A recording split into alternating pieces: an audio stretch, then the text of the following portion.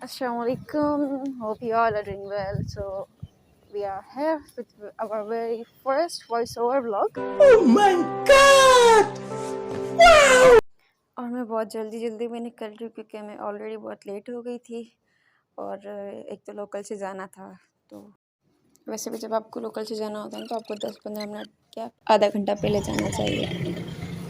First घर के सामने से हमें रिक्शा मिल गया तो मैं उसमें चढ़ गई लोकल रिक्शा में, जो कि लोकली चार्ज करते 50 रुपये में आपको सिटी में कहीं भी जगह छोड़ देंगे। फिर मैं फर्स्ट में पीछे बैठी थी, फिर मैं आगे आ गई क्योंकि आगे ज़्यादा कंफर्टेबल फील होता है रिक्शे में और सारी गाड़ियाँ पीछे जा रही होती है। ऐसा लग रहा है आप आगे नहीं पीछे जा रहे हो, वैसे ही बहुत दुनिया आगे जा रही है, हम क्यों पीछे बैठे हैं, आगे ही बैठेंगे हम तो। एंड हम मैंने स्टॉप पे पहुँच गए।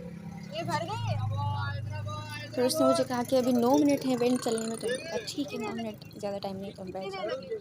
उसके बाद फिर हमने रक्शे वाले को जल्दी से किराया निकाल के दिया अपनी मेरे कुल मिल्कियत से, जो कि मेरे पास सिर्फ 500 रुपये थे क्योंकि मुझे ATM जाना था मॉर्निंग में। लेकिन मॉर्निंग में तो बहुत ज़्यादा मौत आती है और फिर जब आप सुबह कोई भी पैसे निकलवाते हैं ना तो एट दी एंड आपके पास 1 रुपया भी नहीं बचता, इसलिए मैं सुबह पैसे निकलवाने को कभी प्रीफर नहीं करती। फिर मैंने अपनी बची हुई मिल्कियत रक्शे वाले अंकल से ली और फिर मैं जल्दी वैन की तरफ ले गई। वहाँ पहले ये एक आंटी बैठी हुई थी, मैंने उनको कहा क्या थोड़ी सी खिसक जाए मेरे को बैठने। मैं वेट करने लगी वैन कब चलेगी एंड एट द एंड और फिर ये वैन अपनी सदमे से निकली और फिर 10 किलोमीटर आवर की स्पीड से चलने लगी। फिर चलते जब उसने सिटी गेट क्रॉस किया तो वैन वाले अंकल थोड़े से सीरियस हो गए। फिर उन्होंने अपनी स्पीड को थोड़ा सा बढ़ाया, फिर बढ़ाते फिर एकदम उनमें धूम 3, 4, 5, 6 वाला जिन आ गया कि वो इतनी स्पीड से चलाने लगे कि हम 45 मिनट में आई गेस कि हैदराबाद पहुंच गया था। फिर मैंने अपने एक क्या बोलते हैं कि व्लॉग वाले कीड़े को जगाया और फिर मैंने कैमरा को स्टेबल रखा, अपने फ़ोन को अपने हाथ में रखा एंड इतनी देर तक पकड़ के मैंने इतना लंबा डिस्टेंस अपने मोबाइल को स्टेबल रखा है। वो बंदी जो कभी भी सुकून से नहीं बैठ सकती, उसने अपने मोबाइल को इतना स्टेबल रखा और उसे पूरे रास्ते रिकॉर्ड किया है पूरे वे को। आई मीन सैल्यूट देना चाहिए तुमको को, मेरे को, है ना। बट इतनी मेहनत करने के बाद भी कैमरा ने काला मुंह कर दिया। कभी पिक्सल्स फट रहे, कभी कुछ हो रहा है, कभी मेरे मोबाइल को बुखार चढ़ रहा था, टेम्परेचर हाई होने की वजह से इसका कैमरा बंद हो रहा था बार बार। दिल तो कर रहा था इसको विंडो सीट से फेंक दूँ मोबाइल को, इधर ही ठस। बट क्या करूँ, फिर इतनी जल्दी मोबाइल मिलना भी नहीं था, फिर ना होने से होना बेहतर है, वो कचरे से कबाड़ बेहतर है। ठीक है रख लेते हैं, इतना भी कबाड़ नहीं है, लेकिन मतलब आईफोन चाहिए हमें, सीधी सी बात है। लेकिन हम जैसे पुअर लोग हैं ना, वो आईफोन को नहीं रख सकते क्योंकि वो सारा दिन मोबाइल के साथ चिपके हुए होते हैं। फिर ऐसे लोग ना आईफोन की बैटरी के साथ कभी भी सर्वाइव नहीं कर सकते। ओके, ये वाला एरिया मुझे बहुत ज़्यादा पसंद है क्योंकि इस जगह के बारे में मैंने सुना था कि कोई बुजुर्ग था जो यहाँ से गुज़र रहा था, फिर उसको बहुत शदीद गर्मी महसूस हुई ना, तो फिर इसने इसके दोनों साइड पे बहुत सारे पेड़ लगा दिए और फिर हाईवे वाले को बोल दिया कि आप जब भी टाइम मिले आप इनको पानी दे देना। तो सबने पूछा कि आप क्यों कर रहे हो, आप यहाँ से रोज़ थोड़ी गुजरोगे। तो उसने कहा कि जब मुझे गुजरते हुए यहाँ से इतनी ज़्यादा शदीद गर्मी लग रही है तो बाकी लोगों का क्या होगा, वो लोग जो मुझसे ज़्यादा बुजुर्ग होंगे उनका क्या होगा। ये वाकई सही है, तो हमें भी कुछ सीखना चाहिए। फाइनली हम हैदराबाद में आ चुके हैं।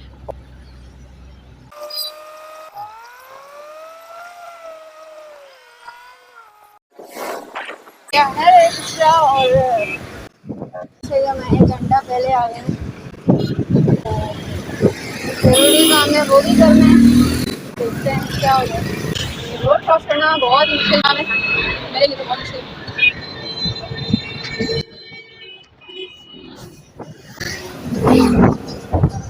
लक्ष्य में बहुत धमाकेदार गाने चल रहे थे, फिर मुझे रियलाइज़ हुआ कि रमज़ान है तो मेरे को नाचना बंद कर देना चाहिए। मैं रोड पे नहीं नाचती थी लेकिन दिल में नाच रही थी। तो मुझे एहसास भी हुआ कि शैतान बंद है, तो फिर मैं ये हरकतें क्यों कर रही हूँ, क्योंकि हमें प्रूफ़ करना है कि ये सारी जो भी हरकतें होती हैं वो शैतान करता है, ठीक है।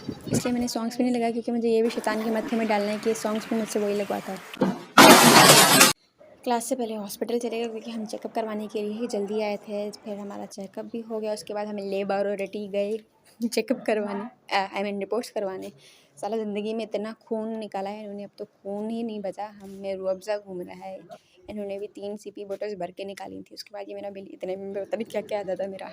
मेडिसिन्स ली, मेडिसिन भी इतनी सारी थी, मेडिसिन अब मुझे वो खानी भी पड़ेंगी। खैर एक खाएँगे एक फेंक देंगे, कोई बात नहीं। फिर हमने कुरकुरे खाए क्योंकि हमने कुछ भी नहीं खाया था सुबह से, हम जल्दी जल्दी क्लास में आए और सर उसके बाद हमें हैंड्स ऑन के लिए लेके चले गए। फिर आज का हमारा प्रैक्टिकल था एनेस्थीसिया मशीन, जो कि हमें सर्जरी के दौरान ब्रीथ करवाने में हेल्प करता है। उसके बहुत सारे पैरामीटर्स होते हैं और फिर उसका डिस्प्ले वेंट का और मल्टी गैस का ये सारा प्रोसीजर और सारी चीज़ें। और अब फिर चूँकि मैं बहुत गौर से लेक्चर सुन रही थी इसलिए मैं सर नीचे करके बैठी थी क्योंकि मेरे से घूर घूर के पढ़ा नहीं जाता है। फिर ये छोटा सा क्यूट सा सिलेंडर आया जो हमारी एनेस्थीसिया मशीन के लिए आया था, बट ये इसमें फिट नहीं हुआ क्योंकि साइज में छोटा है। फिर उसके बाद हम मशीन का कबाड़ा करना शुरू कर सर कबाड़ा नहीं कर रहे थे, वो हमें समझा रहे थे, लेकिन हमने कबाड़ा किया। हमने हर चीज़ में हाथ डाला कि हमें ये भी खोलना है, ये भी खोलना है। तो सर भी बेचारे हमारे पीछे खोलते गए सारी चीज़ों को। और फिर मुझे और ज़्यादा मज़ा आ रहा था कि बस ये भी खुल ले, अब ये भी खुले, अब इसको भी बाहर निकालो। हर चीज़ में हाथ डालना, हर चीज़ में हाथ डालना। ये हारमोनियम बजा रहे हैं कि वालिद जो थे अब्बा हमारे, वो ये हारमोनियम छोड़ के मर। पूरी मशीन खुल गई थी फिर भी मेरी हरकतें बंद नहीं हो रही थी। सारी मशीन खुल चुकी थी और ये हमारा सस्ता मिस्त्री शश के मार रहा था। कितने मनुष्य लग रहे हो, खौफनाक डकैत। फिर ये एक और क्यूट चीज़ जिसको देख करके खाने का बहुत दिल कर रहा था। वैसे इसका नाम क्या था मैंने बताया था। क्लास के बाद हमने एक और चुपस पकड़ी क्योंकि हम मरने वाले थे। उसके बाद हम क्लास ख़त्म हो गई थी इसलिए हम बाहर जा रहे थे और हमें मेन स्टॉप पे जाना था। तो जो मेन स्टॉप है वो यहाँ से वॉकिंग डिस्टेंस पे ही है, तो हम पैदल ही जाएंगे, रक्शे का किराया बचाएंगे क्योंकि हम बहुत कंजूस नहीं इंटेलिजेंट है, हम पैसे बचाते हैं। बहुत गर्मी है इस बात में ना, लड़के से ही बाइक निकालो, कहीं भी किसी भी जगह चले जाओ बिंदास।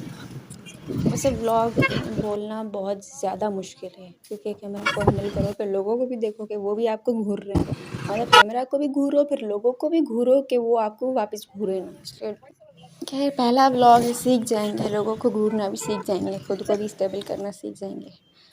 इतना आगे आए हैं, किधर आगे हैं, क्या किया है तुमने? वापसी में हम बस में बैठेंगे, आते हुए वैन में आए थे क्योंकि बहुत जल्दी थी आने की, चेकअप करवाना था हॉस्पिटल में, इसलिए 1 घंटा पहले आए। वापसी हम जाएंगे बस में बाहर हो के क्योंकि पैसे भी बचाने हैं तो आराम ही रखना है। हो रही येलो चमक चलो।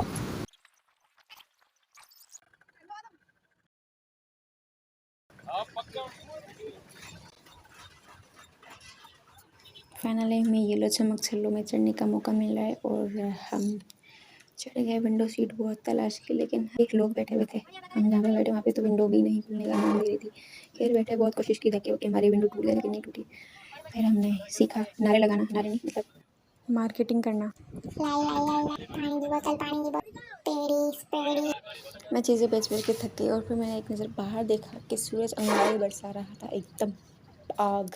क्योंकि मैंने आज सुबह ही डिसाइड किया था कि मैं आज अपने हैंड फ्री अपने साथ नहीं लेके जाऊँगी क्योंकि मैं हैंड फ्री लाती हूँ तो फिर मैं सॉन्ग सुनती रहती हूँ। और फिर ये आदत मुझे हटानी है कि जब आप ट्रैवल करो ना तो फिर आप बाहर की चीज़ों को अच्छे से एक्सप्लोर करो। म्यूज़िक सुन के ना मतलब 500 सॉन्ग्स हैं मेरे पास, मैं सारे सुन के पागल हो गई हूँ, बार बार रिपीट में चलते रहते। तो एक आदमी ने सोचा कि आज मैं हैंड फ्री नहीं लेके जाती और रमज़ान भी है तो वैसे भी हमने प्रूव करना है कि हम जो भी गुनाह करते हैं वो हमसे शैतान करवाते हैं ताकि शैतान जुटे खाए और हम बच जाएँ। खैर सारा कुछ शैतान नहीं करता, कुछ हमारे अपने भी काम होते हैं। हम वैसे भी अपनी गलती दूसरों पर थोपने के बहुत आदी हैं। खैर सफ़र फिर से कंटिन्यू हो गया और फिर मैंने ग्लासेस लगा ली क्योंकि मेरे को बहुत ज़्यादा एलर्जी है डस्ट से, मेरी आँखें बहुत ज़्यादा स्वेल हो जाती हैं और गर्मी भी बर्दाश्त नहीं कर पाती, मुझे ग्लासेस लगवाने पड़ते। लोग कहते हैं कि तुम शशके लगाती, जैसे शशके लगाती ग्लासेस चेंज करती, लेकिन नहीं, बिल्कुल मेरी आँखों में बहुत ज़्यादा मसला होता है तभी मैं लगाती हूँ। Okay, this video is sponsored by Novita wafer. अबे साले, क्या मतलब अभी स्पॉन्सर नहीं किया, बाद में कर देंगे यार, वो तो जब हम यूट्यूबर अच्छे बन जाएंगे तो स्पॉन्सरशिप भी मिलेगी। फ़िलहाल तो हम अपना पेट भरते हैं, हम सुबह से पता नहीं क्या कचरा खाए जा रहे हैं, कभी चिपस खा रहे हैं, कभी क्या खा रहे हैं, कभी क्या। अभी हमने नोविटा को पूरा ख़त्म कर दिया। मैं सो गई थी और सडनली मुझे रियलाइज़ हुआ कि मैं अपने ही सिटी में हूँ और मैं सोए जा रही हूँ, बस कब से खड़ी है और मैं सो रही हूँ। फिर मुझे होश आया कि मुझे उठ जाना चाहिए। मैं रक्शे में चढ़ी और 2 क्यूट बच्चे साथ बैठे थे आगे, रक्शे वाले अंकल के साथ। रक्शा घूर ही जा रहा था, फिर उसको मेरा कवर पसंद नहीं आया, शायद उसका सडनली रिएक्शन बदल गया, मतलब उसका पूरा मूड ख़राब हो गया।